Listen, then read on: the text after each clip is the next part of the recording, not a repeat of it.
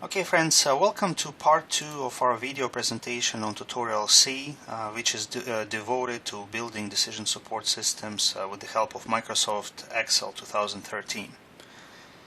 In this part of the video presentation, I will talk about building decision support systems with the help of Microsoft Excel 2013, and also I'll give you some conceptual background that you probably need to have in order to fully understand the first decision support system that is described in Tutorial C. Now also I would like to say that probably it doesn't make sense to listen to this presentation unless you read at least a few pages from Tutorial C, which is on page 87 of your textbook. So if you haven't read it, just stop the video, pause it or close it, and please go and just read at least the first few pages, so that at least you understand what the case study is about. You kind of understand some details of the case study.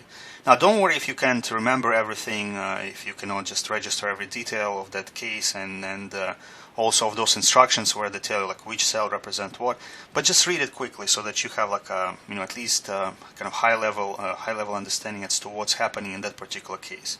Because I'm not going to go into too many details about the case itself. I'll just give you like a very brief summary. Okay.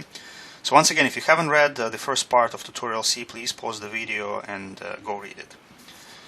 Okay, to start with our first learning outcome, which is talking about using Microsoft Excel for building decision support system, I would like to go back to our model that we discussed in the previous part.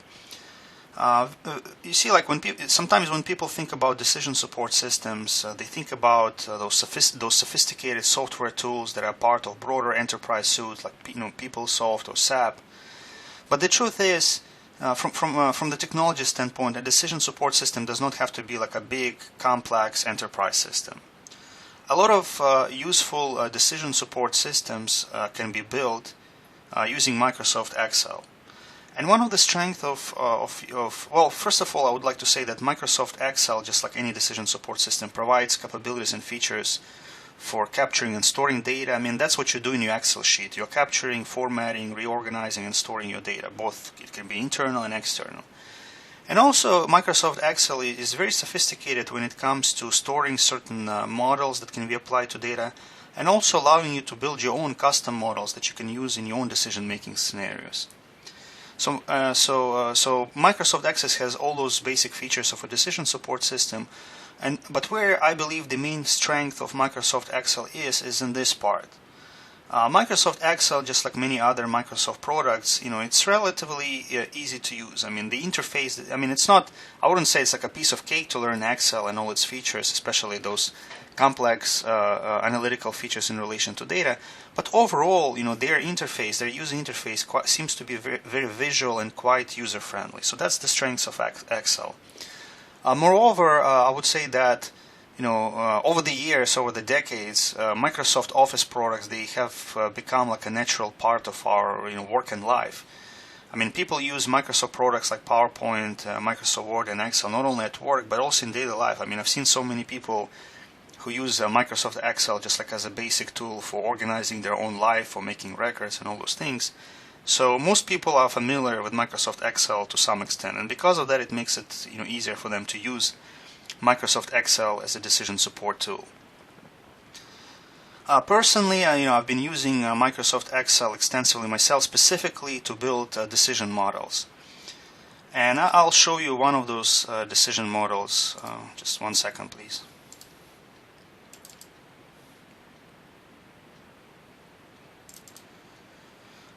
So this is like one of the decision models that I built in my work. It's kind of hard to explain what exactly. Well, it's kind of hard to explain certain details here, but I'll, because it's related to university administration. But I'll try and I'll give you like some high-level ideas as to what I'm trying to accomplish here. You see, a few years ago or a couple of years ago, I was a coordinator for the DBA or Doctor of Business Administration program. A DBA program is basically a doctoral program for practitioners, meaning for people who are practicing senior managers and they just want to learn some of the methodologies and some of the theories, in management. So that's why they apply to this doctoral degree. So it's like an applied, PhD degree or applied doctoral degree. Now, each DBA student for the first 2 years takes classes, and then for the second 2 years, he or she enters the dissertation stage, where they are working on their dissertations. And each dissertation is supervised by 2, 3, 4 faculty members, and at least one of them has to be internal, meaning coming from our university. While at least one has to be external, meaning that faculty member supervising the dissertation needs to come from outside of the university. He needs to work for another university. Now, this is done for quality assurance purposes, so that we as a university, we don't have any control over that external faculty member's evaluation of student dissertations, right? So, some other things to explain. The teaching load of faculty, in our school was 24 credit hours. 24 credit hours means here it is, full-time equivalent load. Basically, it means that a full-time faculty member is obliged, by contract to teach 24 credit hours. An undergraduate course is counted as 3 credit hours, which means that a faculty member will teach 8 sections of undergraduate courses per year. A graduate course, like an MBA course, is counted as 4 credit hours. So if you teach, let's say, all MBA courses, then it's not 8 sections; it would be 6 sections, right? And then a doctoral course, like a DBA course, counts as 5 credit hours. So that's the teaching load. Now, the problem that we had is we had to figure out how to compensate faculty for supervising dissertations. Now, one way, and that's what we did first, one way to compensate faculty was basically to give them teaching load reduction. So the idea here is that, if you're supervising a student, then you consume a part of those 24 credit hours. And we had those fractions that we use, I think for a dissertation chair it was half of a 3 credit hour course or 1/8 of a 3 credit hour course. So we had those ways to kind of calculate the teaching load reduction for a faculty member if he's supervising a doctoral student. So we did that, but then what happened, basically, we had a faculty shortage. I mean, we had so many new programs, we had several people resigning. So basically we had a faculty shortage, and because of our accreditation requirements, we cannot really ask somebody to teach below that load, right? Because first of all, people sometimes don't like it, professors don't like it to teach more than 24 credit hours.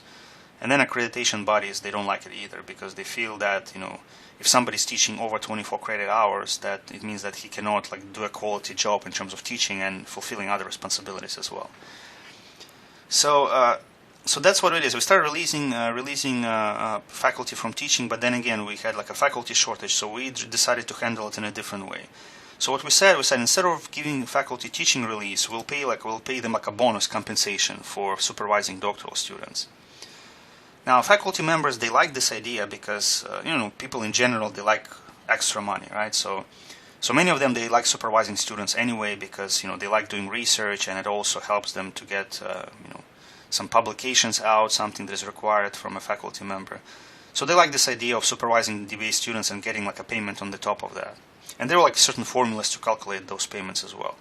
However, when we kind of proposed doing payments, our vice chancellor, the person responsible for finances, he kind of approached us and said, "Wait a second, you're requesting quite a bit of money, and where is this money going? Why are you requesting this money? Because before there was no money, there was just teaching load reduction." And that's his job. I mean, his job is to kind of verify the finances, to make sure that finances are used wisely within the university. So immediately he said, "Well, look, if you're switching from no cash basis, meaning no payments, meaning just teaching release, to paying faculty compensations, you need to justify it. You need to show me that whatever you're doing is kind of financially sound, right?" And that's what I tried to do in this model. I tried to kind of model the two scenarios. Load reduction, meaning we don't pay any money to faculty, we just reduce their teaching load, versus bonus payments, or we call them contracts, right? So this is what I did. We have those cohorts, and here I'm estimating how many students will be in the dissertation stage. Now this is actual data. We have, from cohort 1, we have 14 students this year in the dissertation stage. Then from this cohort, we have 7 left, meaning some graduated, some dropped out, which is unfortunately normal in doctoral programs. And here I'm estimating, I'm kind of saying, well, given this kind of trend where the number of students in each cohort is halved every year, so we expect to have 3 students from the first cohort in the dissertation stage in this year and 1 in this year, okay? And I did this for all cohorts, but those are estimates. These are actual numbers in black, those are actual numbers in blue, those are estimates, right? And then, there are all those formulas where I'm kind of showing, well, if we give load reduction, this is how much it will cost, because annual cost of an associate professor, which is like an average faculty supervising doctoral student, is this. I mean, this is in dirhams, not in US dollars. So to get a figure in US dollars, you need to divide by 3.7, roughly speaking. So this is like a annual cost to the university of one associate professor.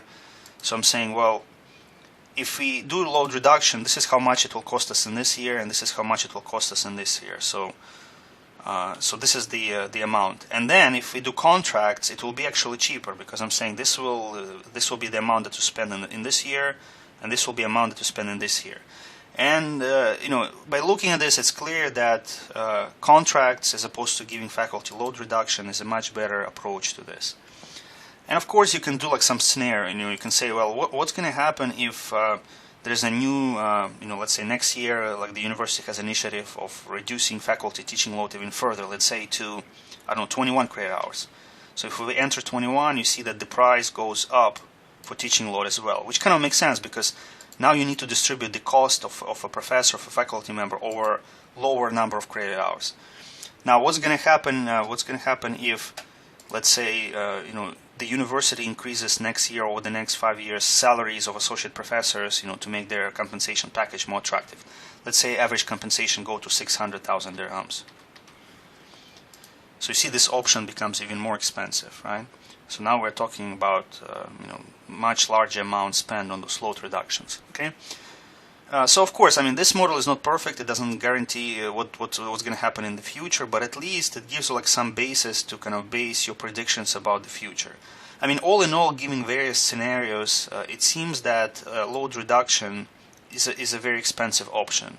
And given that faculty seem to like contracts because they like to kind of exchange their free time for extra payment, then this seems to be like a better way to go. So this is the kind of a decision model that I used to persuade our vice chancellor that our proposal was actually financially sound, because that was his job, to verify finances of every initiative, every project that was proposed at the university. And also, I would like to kind of expand a little bit on that thought that I just gave you. You see, I'm trying to predict future. I'm basically saying, well, 2 years from now, this is how much we will spend, and I'm giving you decimal point precision of this amount. Now, of course, nobody believes in this kind of precision. You cannot predict the future with this kind of precision. Who knows what will happen? Maybe, some students will drop. Maybe, some students on the opposite will graduate faster. So we cannot predict future, especially future when it comes to predicting finances with so much precision, right? But again, that's not the point. We're not trying to predict future with decimal point precision. What we're trying to do, we're trying to brainstorm. We're trying to come up with various scenarios, right? And if we know what are the possible scenarios, again, we still cannot predict future, but at least we are prepared for the future. We know, what are some of the possible things that will happen, right? So if we know, like for example, let's say if we kind of choose to go with load reductions, and by the way, that's what they're doing right now. They're going back to load reductions because accreditation, apparently they didn't like this idea of paying bonuses, because they're saying, well, by paying bonuses, you're kind of indirectly pushing people to work overtime, and this is not good, right? So now they're going here, but if you go here, at least you will know what can happen in the future, meaning like what is the magnitude of money that you will need to finance all those faculty supervising dissertations, right? So again, it's about being prepared for the future. It's not about predicting future with decimal point precision. Okay, so this is like my example of a decision support system. Now let's go to the decision support system that is found in Tutorial C. Once again, I would like to tell you that you need to go to Tutorial C and read at least a few pages before you kind of before you start actually looking at all those steps and cells that we will have in this decision support system. But to be brief, this is like a very short summary of the case described in Tutorial C. Basically, what happens is that you own a thrift shop. Thrift shop is where you sell like used goods. People bring you used items, let's say used clothing. You buy it from them and then you resell it, right? So you have this thrift shop. Now, one interesting characteristic of the thrift shop is that it seems to have negative correlation with the economic prosperity. Meaning, if the economy is doing well, everybody is employed and making good money, then unfortunately your business suffers, because when people have money, they will buy new things. They will not go for used items, something that your store is selling, right? So you have this business, and your business is going okay. So because of that, you're thinking about expanding, right? And in order for you to expand, you need to borrow money, let's say $100,000, so that you can buy like the storefront or store space next door, so that your store becomes a bit bigger. So the question becomes, should you borrow that money or not? Should you expand or not? The thing is, if you expand, you need to spend additional money, But also if you expand and other things in the external environment are going well, then you'll be able to grow your business and make it profitable. If you don't expand and the external factors are favorable, then you're going to lose out on profit opportunities. If you do expand and the external factors such as economic outlook and inflation outlook do not play out in your favor, then you're going to lose money. You're going to borrow more than you can return, okay? So basically, those are the things that you need to think about. Again, you cannot predict future. You don't know exactly what will happen, but you can at least model various scenarios and brainstorm about various possibilities. In fact, as it is mentioned in the case, the bankers, meaning people who lend you money, they explicitly require you to build some kind of financial model. So they require you to build a financial model to evaluate possible scenarios in relation to your loan and your business expansion. So that's what you're trying to do. Okay, friends, so this concludes part 2 of our video tutorial on Tutorial C that is devoted to building decision support systems with the help of Microsoft Excel 2013. Thank you for listening.